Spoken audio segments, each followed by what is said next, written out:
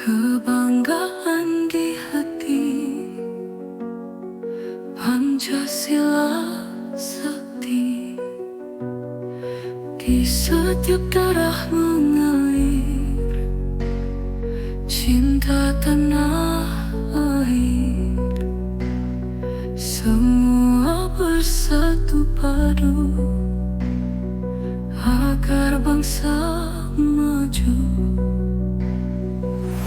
Satu nusa, satu bangsa, Indonesia pusaka. Demi bangsa dan negara, gema Pancasila.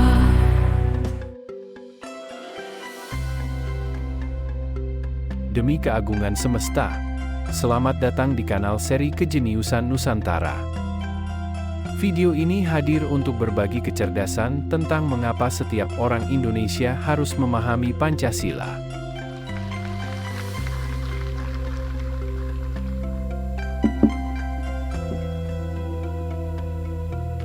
Assalamualaikum warahmatullahi wabarakatuh. Salam Nusantara, salam Indonesia, salam Pancasila. Salam Pancasila. Bapak Ibu yang saya hormati, rekan-rekan jurnalis yang saya cintai, sebenarnya tadi saya sudah menolak pidato karena takut dianggap menyaingi Ketua Partai Kaisang. Tapi Mas Setio meyakinkan saya supaya berpidato selama 3 jam agar resonansi kita, frekuensi kita soal Indonesia bisa menemukan jawabannya. Karena itu Bapak Ibu, silahkan duduk yang paling santai, ambil tisu karena nanti pidato saya isinya adalah ajakan untuk menangis. Bapak Ibu yang saya hormati, di waktu yang spesial ini saya ingin mengajak 5 refleksi dan 1 proyeksi saja. Sebagaimana yang kita baca dalam sejarah-sejarah Indonesia, 500 tahun yang lalu mereka datang untuk merampok rempah. Lahirlah jalur rempah. Dari rampokan itu, Bapak Ibu tahu bahwa tumbuh dan berkembang hampir 16 kota baru, yang kemudian kota-kota itu menjadi ibu kota negara-negara modern saat ini. VOC berkembang menjadi sebuah perusahaan terbesar di dunia dan di akhirat. Jika Bapak Ibu tahu soal AIPO, tahu soal perusahaan publik, maka perusahaan publik pertama yang menjadi multinational corporate adalah VOC. Dalam hitungan ekonom Stiglitz, rampokan 500 tahun yang lalu itu berjumlah hampir 600 ribu triliun dolar Amerika. Itu yang menyebabkan bangsa-bangsa di Eropa menjadi bangsa besar dan kuat. Menjadi negara-negara yang memiliki kampus-kampus besar. Menjadi negara yang memiliki perusahaan-perusahaan besar. Sekaligus mereka memiliki klub-klub sepak bola yang besar. Tetapi tidak cukup. Karena 100 tahun kemudian atau 400 tahun yang lalu, mereka kembali mengirimkan ahli-ahli rempah. Lahirlah jalur-jalur rempah. Tumbuhlah studi-studi tentang rempah. Dan tumbuhlah anak-anak mereka menjadi kuat. Itulah mengapa kalau mereka sepak bola mengalahkan kita 12-0 adalah karena sejak 400 tahun yang lalu mereka mengkonsumsi rempah yang kita punya. Jika mereka tiba-tiba bertinju dengan kita kalah karena rempah yang mereka rampok itu sudah sejak 400 tahun dikonsumsi menjadi jamu-jamu yang menyehatkan mereka. Tetapi itu tidak cukup, Bapak Ibu. Karena ternyata 100 tahun kemudian atau 300 tahun yang lalu Mereka datang kembali dan mengambil putra-putra terbaik dari republik ini untuk dijadikan babu-babunya bangsa. Karena itu kalau Anda jalan-jalan ke beberapa negara, banyak orang-orang yang bisa berbahasa Indonesia di negara-negara lain, dan bahkan 6 dari negara-negara yang tergabung dalam PBB itu, presidennya, perdana menterinya berasal dan bisa berbahasa Indonesia. Itu adalah proyek dari apa yang disebut dengan perampokan sumber daya manusia 300 tahun yang lalu. Tetapi itu juga tidak cukup. Karena 100 tahun kemudian atau 200 tahun yang lalu, mereka datang kembali ke sini mengambil sumber daya alam yang luar biasa banyak dari Sabang sampai Merauke. Tumbuh lalu berkembang di antara mereka perusahaan-perusahaan yang makin besar, makin kaya. Dan kita dapat ampasnya saja. Tetapi itu juga tidak cukup. Karena 100 tahun kemudian mereka datang ke kita untuk menawarkan apa yang disebut dengan Ipolexos Budhanka mereka yang diterapkan secara mendalam di kita. Maka lahirlah universitas di Indonesia, kebudayaan di Indonesia, ideologi di Indonesia, bahkan agama di Indonesia. Kita rabun terhadap agama Indonesia, kita rabun terhadap pembangunan Indonesia, kita rabun terhadap Bank Indonesia, sebab yang terjadi adalah bank di Indonesia. Tapi itu juga ternyata tidak cukup. 10 tahun terakhir, bangsa kita dan negara kita relatif baru berumur 78 tahun. Tapi mereka tiba-tiba lewat teman-temannya di istana dan di antara kita menawarkan tanah selama 150 tahun, 2 kali lipat lebih lama dari umur negara ini. Tentu tak terbayangkan bagaimana bisa Anda dan saya menerima satu keputusan di mana orang lain datang berbondong-bondong bisa menikmati 150 tahun, sementara umur kita baru 78 tahun. Karena itu Bapak Ibu, refleksi ini perlu kita perdalam dan perdalam, tapi juga sambil tahu bahwa semuanya tidak datang dengan tiba-tiba. Mereka memikirkannya. Mereka membuat apa yang disebut dengan Indonesian Plan. Mereka membuat apa yang disebut dengan studi-studi Indonesia agar kita semua lupa apa sesungguhnya makna merdeka. Apa sesungguhnya makna kedaulatan? Apa makna sesungguhnya Pancasila? Apa makna sesungguhnya Bhinneka Tunggal Ika? Apa makna sesungguhnya konstitusi dan undang-undang dasar 45?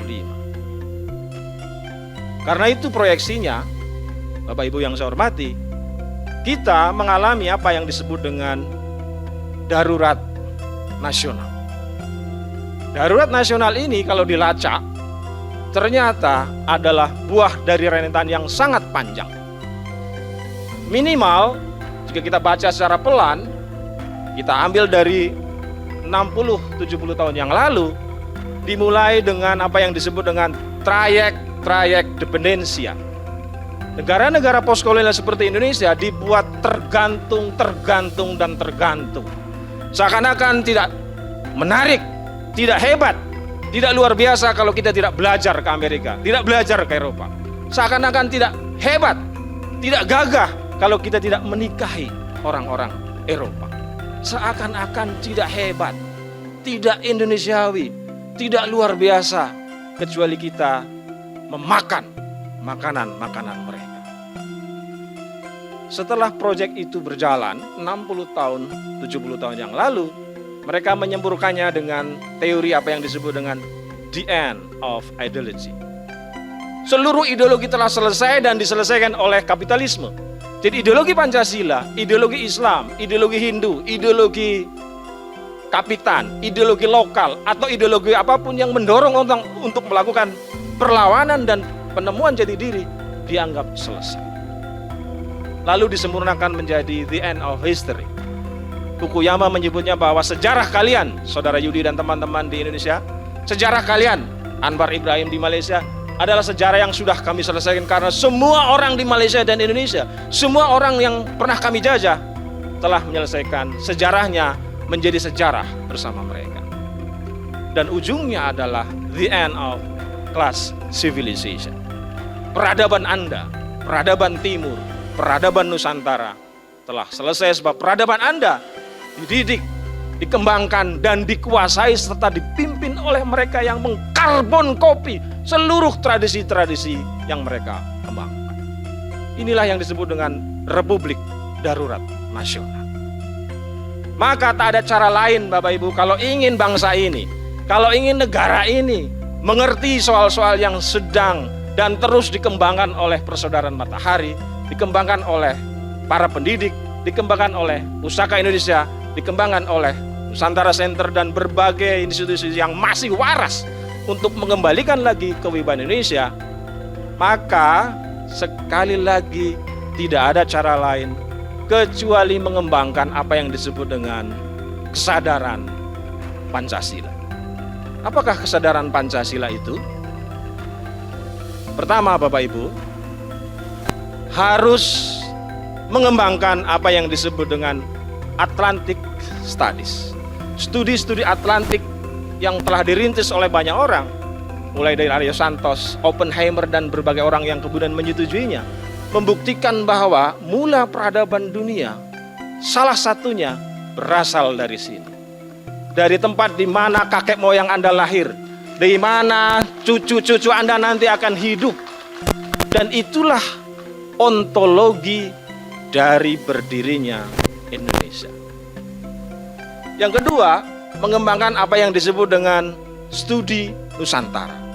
Inilah epistemologi dari apa yang disebut dengan Indonesian Studies. Nusantara kita bisa dilacak di berbagai prasasti, tapi intinya banyak hal yang sudah kita wariskan, banyak hal yang sudah kita kembangkan. Bahkan beberapa puluh tahun yang lalu, bangsa kita zaman abad-abad Nusantara itu telah mempengaruhi, bahkan menjadi salah satu dari peradaban-peradaban besar di dunia. Dan yang terakhir, saya kira tidak ada cara lain kecuali mengembangkan apa yang disebut dengan Indonesian Studies. Ini adalah aksiologinya. Ini adalah cara kita mengembangkan dari berpikir, berkata-kata, bertindak untuk mengembangkan apa yang disebut dengan studi-studi Indonesia. Dan semuanya harus bersumber dari Pancasila.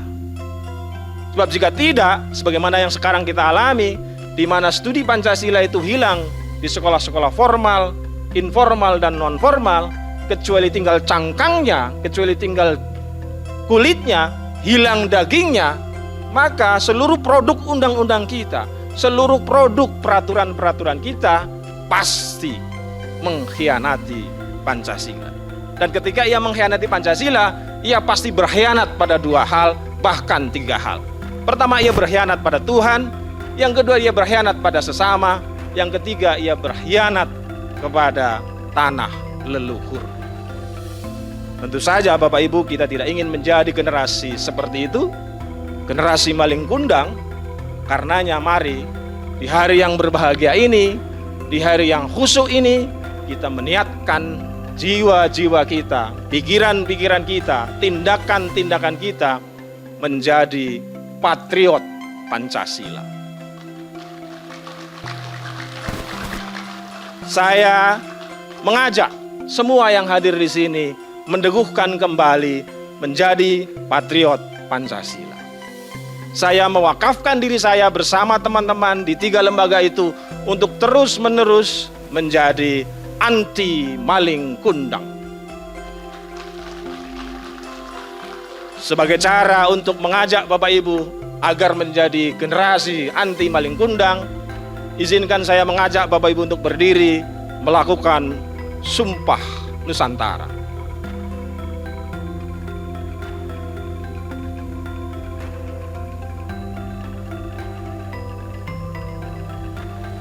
Saya baca dan mohon Bapak Ibu mengikutinya.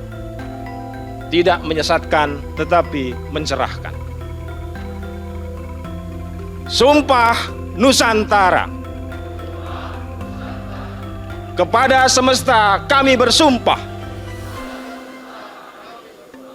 terus-menerus menjadi agensi Pancasila. Kepada Nusantara kami bersumpah terus-menerus melawan penjajahan lokal, nasional maupun internasional. Kepada Indonesia kami bersumpah, kami wakafkan jiwa raga kami untuk terus memimpin dan memastikan Indonesia menjadi raya, jaya, sekaligus ultima di dunia. Terima kasih. Bapak Ibu yang saya hormati, saya Yudi Haryono atas nama pribadi mewakili Nusantara Center, mewakili Persaudaraan Matahari, mewakili Pusaka Indonesia mengucapkan terima kasih dan mohon maaf jika beberapa hal tadi mengusik hati, pikiran, serta perasaan. Tak lebih dan tak kurang, semuanya hanya karena cinta sekaligus rasa ingin memastikan bahwa masih ada orang-orang waras yang siap memimpin Republik Indonesia. Billahi taufik wal hidayah. Assalamualaikum warahmatullahi wabarakatuh.